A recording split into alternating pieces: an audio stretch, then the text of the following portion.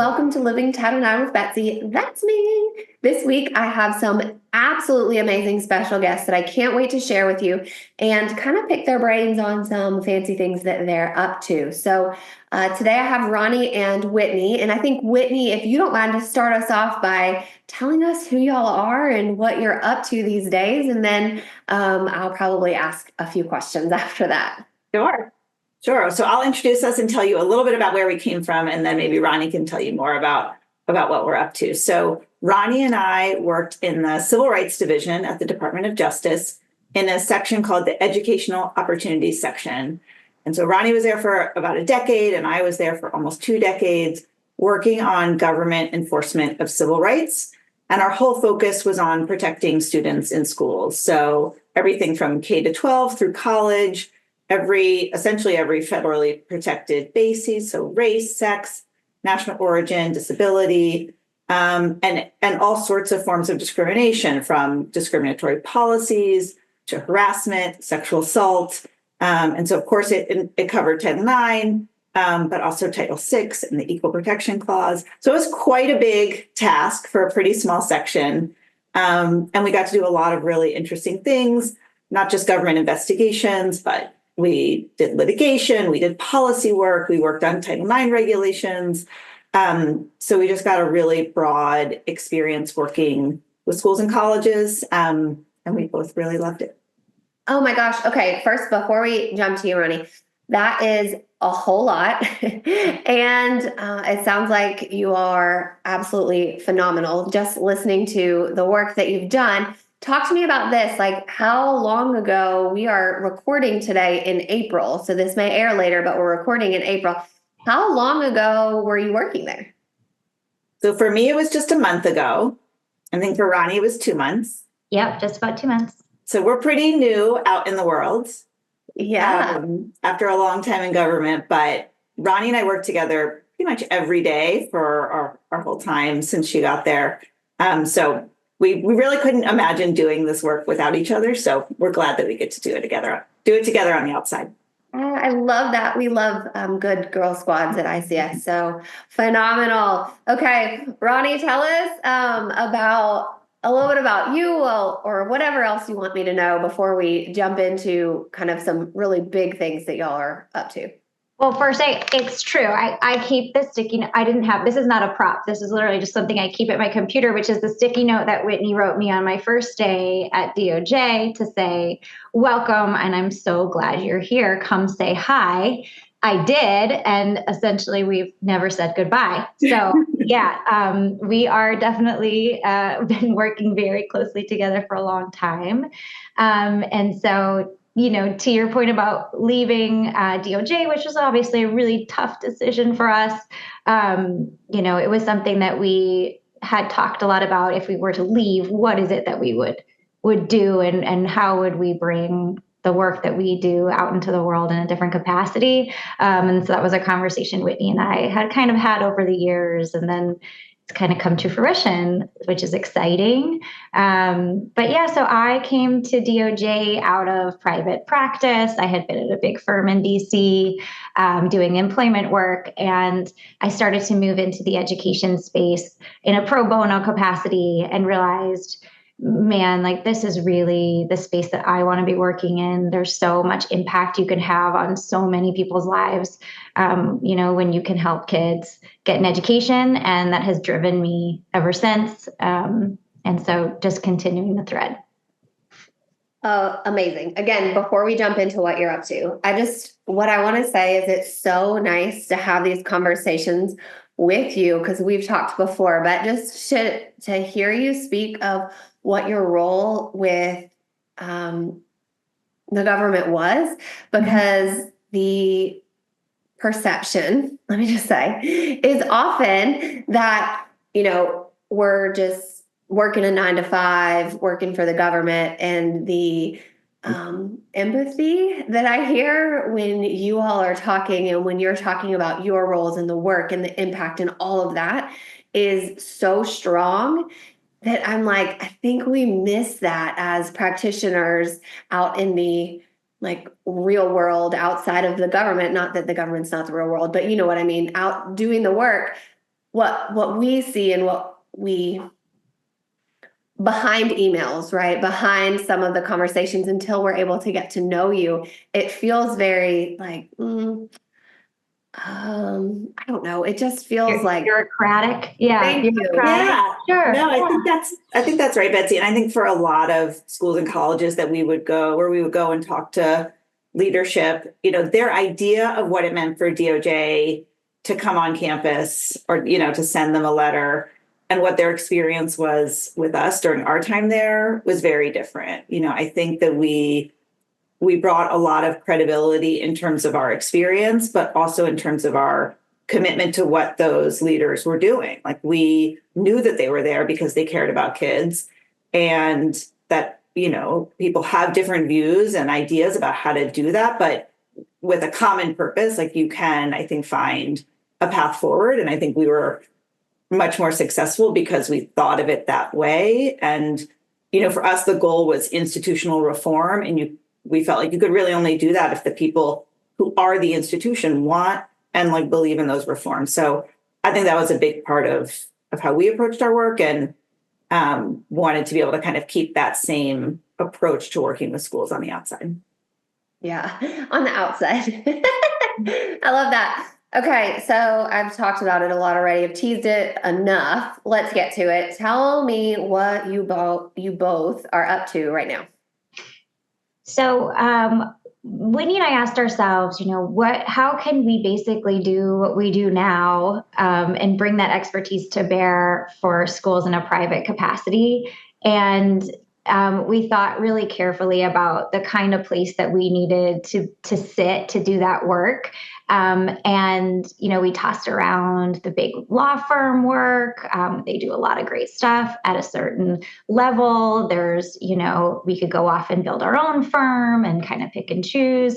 And where we decided to land is to partner up with a law firm that has a lot of litigation capacity and civil rights experience that could support us to build out an education-focused practice that makes ourselves essentially a resource for schools in a really unprecedented moment in terms of the amount of pressure that's coming out of the federal government.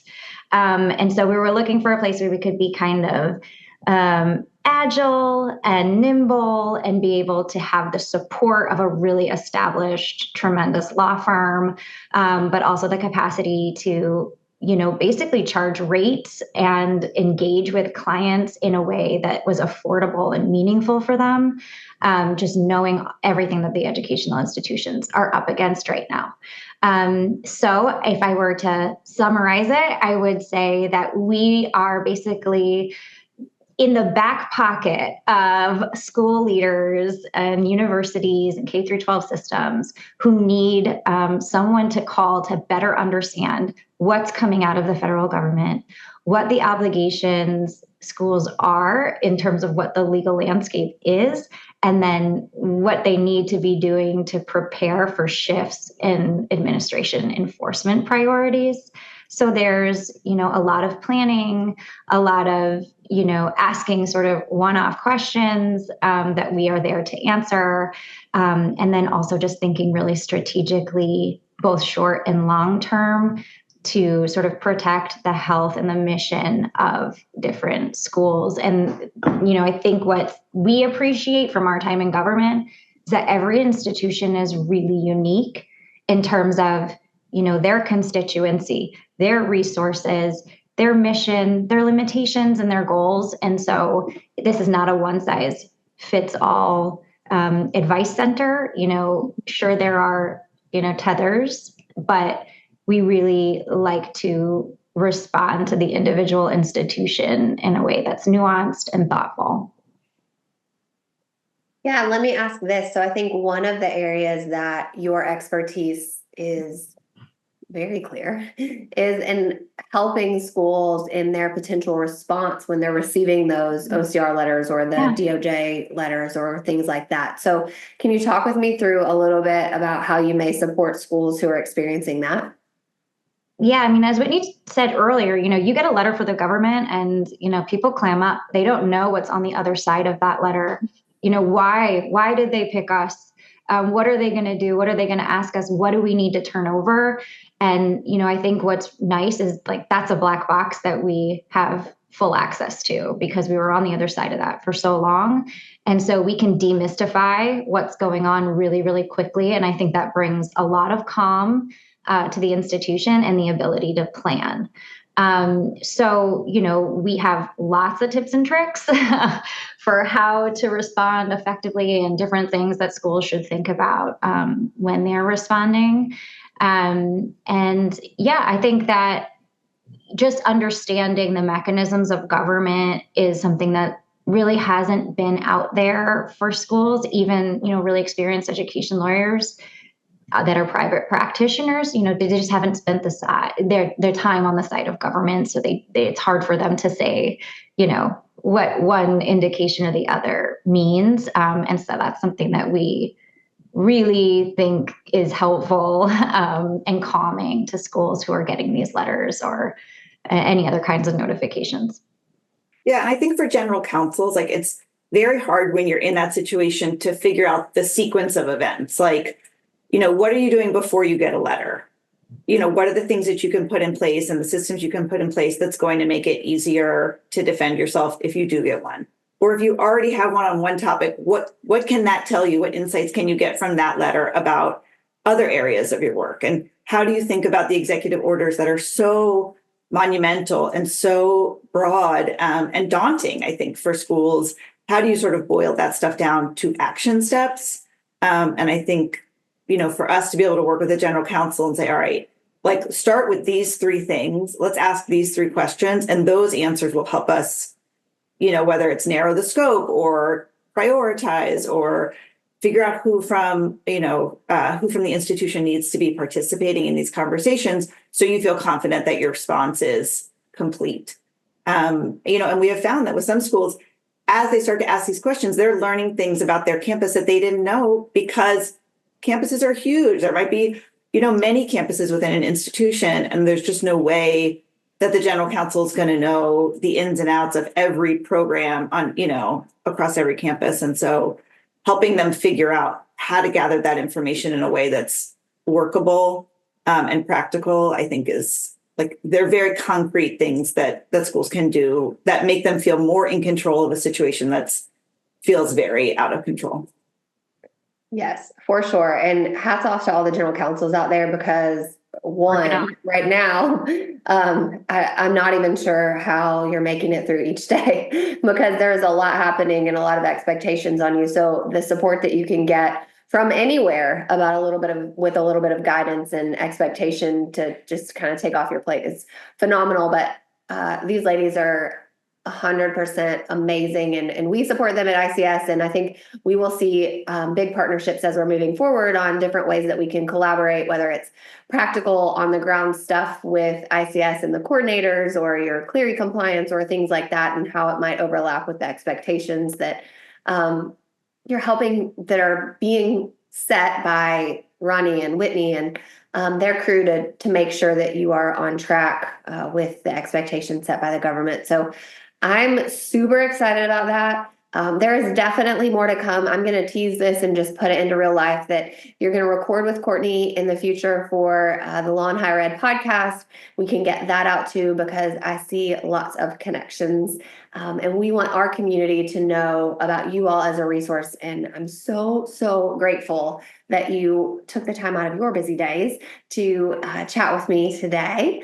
I want to do a couple of things before we wrap up. So one, we're going to make sure that we're highlighting our newest mugshot member, and we love to get these out there to you all. So make sure you're commenting #mugshot on any of the platforms. We're going to get you a mug, get your pictures up there. And I can't wait to send one to Ronnie and Whitney after today to make sure that we can get their mugshots up, but also that they can have one of our awesome little pieces of swag at ICS. And then as we wrap up, I just want to remind all of you to laugh at yourself, because this work is hard, to support each other because we need each other right now, and to celebrate small victories. And as always, I'm going to let you know a small victory for me today is that I have not sneezed 1,000 times because the pollen count over here in Tennessee is so high.